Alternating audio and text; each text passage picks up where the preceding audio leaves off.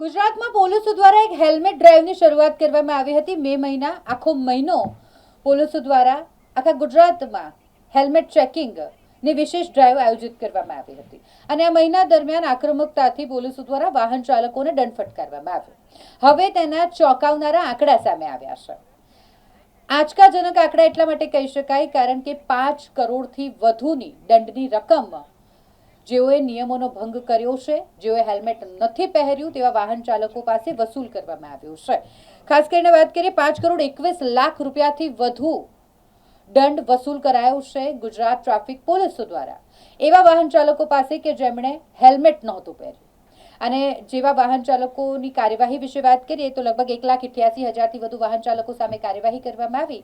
આ વખતની આ હેલ્મેટ ડ્રાઈવની ખાસિયત એ હતી કે ટ્રાફિક પોલીસ દ્વારા આ વખતે રહેમ સરકારી બાબુઓ પર પણ નથી કરવામાં આવ્યો। એ પછી ગાંધીનગર ખાતે સચિવાલયની વાત હોય કે અલગ અલગ શહેર જિલ્લામાં આવેલી સરકારી કચેરીઓ હોય, જ્યાં પણ પોલીસો દ્વારા હેલ્મેટ ડ્રાઈવ અંતર્ગત ચેકિંગ કરવામાં આવ્યું હતું અને સરકારી બાબુઓ જો હેલ્મેટ વગર સરકારી કચેરીમાં ઘૂસતા નજરે ચડે તો તેઓ સામે પણ દંડનીય કાર્યવાહી કરવામાં આવી હતી। 1,88,000થી વધુ વાહન ચાલકોને હેલ્મેટ ન પહેર્યું હોય તે માટે દંડ ફટકારવામાં આવ્યો અને 5 કરોડ 21 લાખથી વધુની રકમ વસૂલવામાં આવી છે।